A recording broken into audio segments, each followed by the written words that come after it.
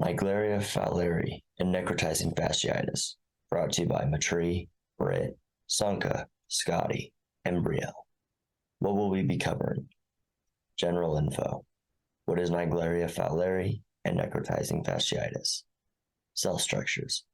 Overall cell structures, similarities and differences between the two.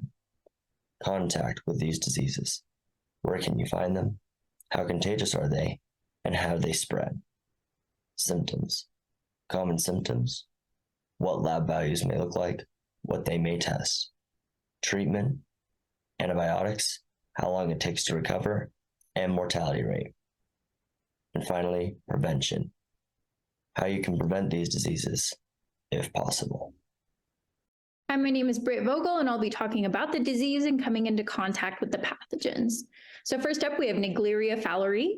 It is a brain-eating amoeba, and it causes primary amoebic meningoencephalitis, which is brain swelling and swelling of all of the ganglion inside of the brain and infection. There are many species of Naegleria, but only a few cause this disease, and it was first identified in Australia in 1965. Up next, we have necrotizing fasciitis. This is a generic term for flesh-eating bacteria, which are commonly caused by group A streptococcus. Causes a rare infection of the superficial fascia, which is a layer of connective tissue below the skin, and subsequent skin layers can also become infected. This is a rapid spread and overtake by infection, and it was discovered in France in 1783, and it was very common in the military hospitals where sanitation was not very practiced at the time. Naegleria fowleri. So let's talk some more about the organism. It is a single-celled eukaryote, an amoeba.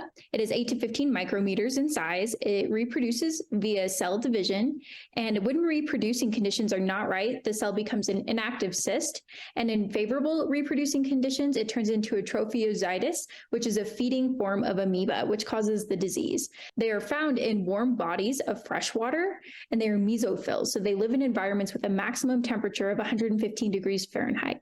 So think warm, slow-flowing rivers with low water levels, untreated swimming pools, untreated water systems, hot springs. They can even live in some soil conditions, but they cannot live in salt water. So up next, we have necrotizing fasciitis.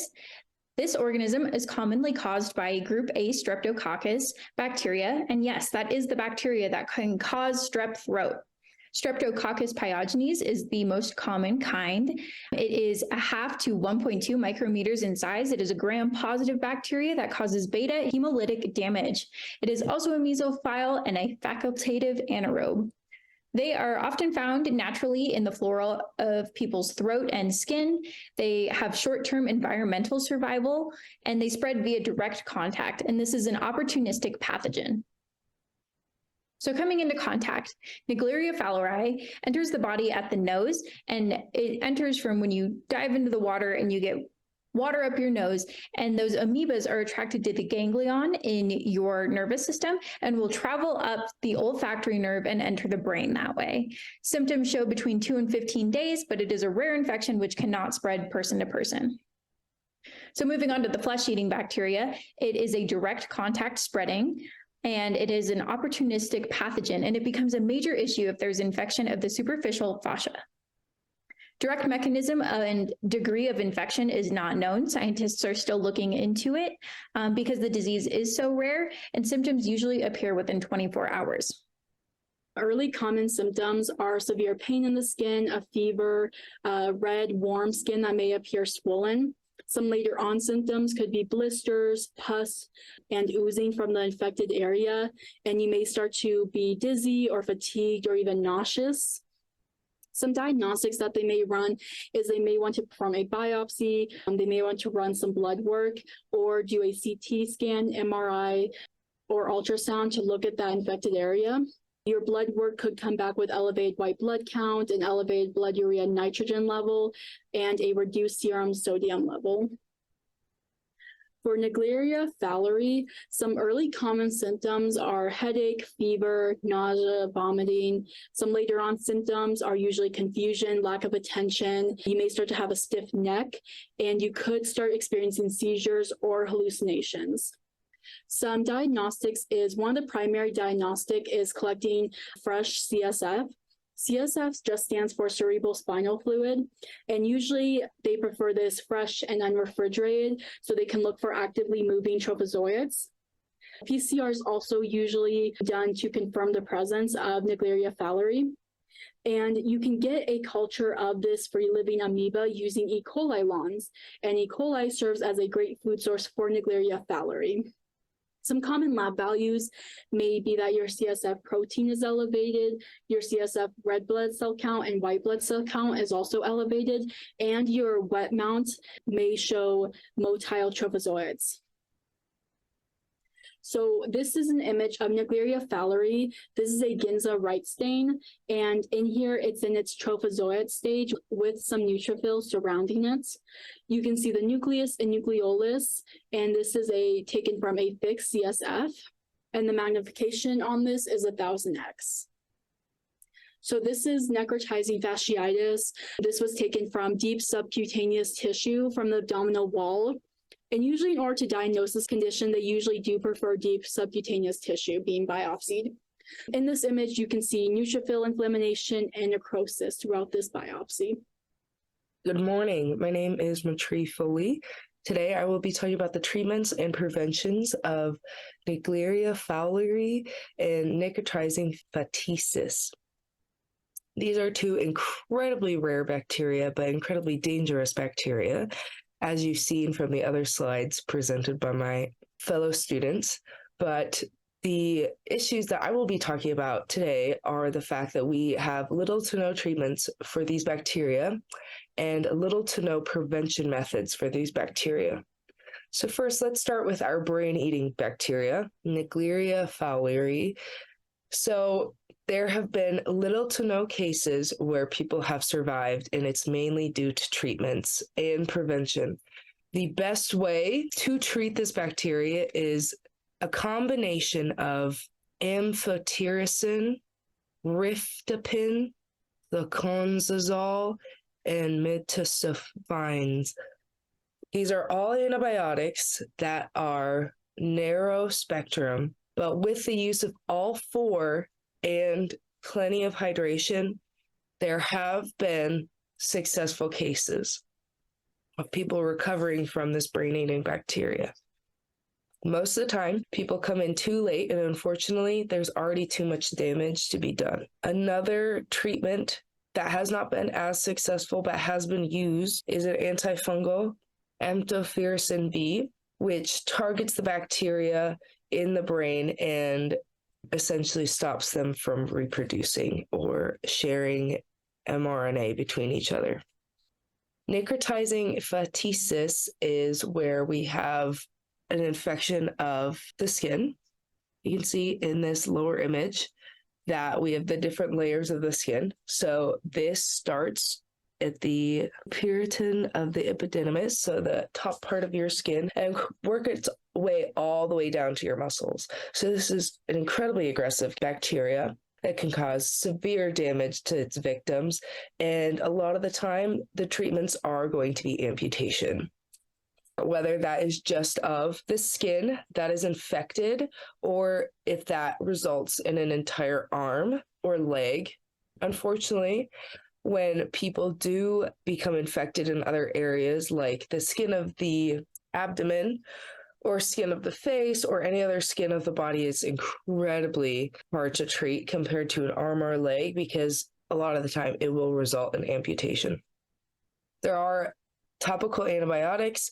High doses of penicillin or ampicillin and clindamycin, which are all broad spectrum antibiotics, are used, and a lot of the time, in order to treat this, they use gram staining. Okay, so prevention of Naegleria fowleri is brain eating. So where are you going swimming? That is the most important question. A lot of these are found in very unsanitary areas. You need to know where you're swimming, what that water has been exposed to, and if it's safe to drink. It's incredibly important to educate children about this issue, especially because a lot of young children do drink water even when they're not supposed to. So wear a nose plug when you go swimming. Use a neti pot to Clear out your sinuses after you have been swimming. Do not drink water that is unsafe or you do not know where it's been or if it's been filtered properly. If you start to feel sick, if you're like, I just swam somewhere that I might not have been supposed to, go to the doctor, please. It is for your own safety that you go to the doctor as soon as possible. And do your research. Make sure you know where you're swimming, where these diseases are found. A lot of these diseases are found in warmer areas. So in Africa, there have been cases, and in South America, there have been cases. Since it is so rare, there have been little to no cases in colder climates. That is also mainly due to the half-life of the bacteria and the temperature preference of the bacteria. Prevention for necrotizing fasciitis is stay away from those type A streptococcus infections, as in wash your hands, wash your body, make sure you're sanitizing properly whenever you're helping somebody with an injury, or if you have an injury yourself. Use soap and water. Go to the doctor if you seem to have any sort of infection. If you have a cut and immediately you see discoloration, that is typically abnormal. And then 3, there's no vaccination. So after a minor trauma, after a chronic disease or illness, please go get checked out. Please make sure that you're being taken care of. That was the end of my section. I hope you learned something and this was beneficial for you. Thank you so much. So first case study is on necrotizing fasciitis. And within this case study, we had a 50-year-old male who presented with chest pains, respiratory distress, and symptomatic signs of infection. He also had skin lesions that were indicative of necrotizing fasciitis on both of his lower extremities, but it wasn't confirmed that he had fasciitis. And so they had labs done, and the results showed that his platelets and hemoglobin were very low. And so they also administered a CT scan on him, on his abdomen, thorax, as well as tissue samples done on the legs. And one of the legs did confirm that it was indeed a streptococcal infection. So to treat this, the patient was moved to surgery, and they had a removal of the necrotizing fasciitis on both of his legs through medial and lateral incisions. But unfortunately, the doctors were unable to amputate the legs due to the spread of the disease. As you can tell, this is within 24 hours. It's a flesh-eating disease for a reason. So the doctors were unable to amputate due to the spread of the disease to the abdominal fascia. So it's already going up towards the core. And so the doctors placed a vacuum-assisted closure on the wounds to help slow that spread, and was also administered broad-spectrum drugs to continue the treatment, like clindamycin. They also had surgical debridement done on the patient every 24 and 48 hours after hospital admittance. And the outcome was, unfortunately, the patient ended up dying due to septic shock only 68 hours after being admitted to the hospital. The second case study is on Naegleria Fowleri. In this case study, we had a 47-year-old man who came in with high fever, and 12 hours later, the man lost consciousness and exhibited seizures and was in need of a ventilator due to respiratory issues. He was then admitted to the NICU, where they did several tests, and upon looking at the cerebral spinal fluid, they found that the opening pressure was over 500 millimeters, which is very high. And it also had an increased white blood cell count and very low glucose levels, so his body was fighting something. He had rapidly worsening and generalized brain edema with very high brain pressure and high blood cell count in his cerebral spinal fluid. So you can see that this picture referenced below with the before and the after, you can see the influx of fluids coming into the brain and getting rid of all those cranial cavities that should be there are no longer there. 3 days later, after admission, they found high copy numbers of Naegleria Fowleri and amoeba in the cyst, and those were visible in the wet mount microscopy.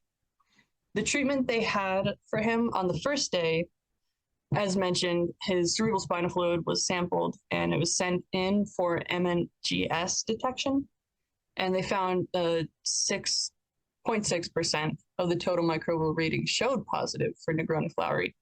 So they didn't know for sure if it was that. You can see And that little blue sliver is a positive. So it's not very much, but it's also a very rare disease. So they kept a strong eye on that. When they found out the first readings, he was administered meropenem for his skin condition, vancomycin as a antibacterial, and dexamethasone for his anti-inflammatory. And then he was also put on a ventilator. His cerebral spinal fluid was then collected another 5 days later, and it was very positive confirmation for Naegleria fowleri at that point. And after that, he soon had brain death, but his family held hope, and so they administered amphotericin B lymphosome, which is an antifungal drug. The outcome of this case study, unfortunately as well, the patient did die, but it was after 3 months. So he lasted a long time, longer than expected, actually. And he died from severe damage to the liver and kidneys and an electrolyte disorder. And that is all. These are our works cited for the rest of the project. Thank you very much. Have a good day. That's a wrap.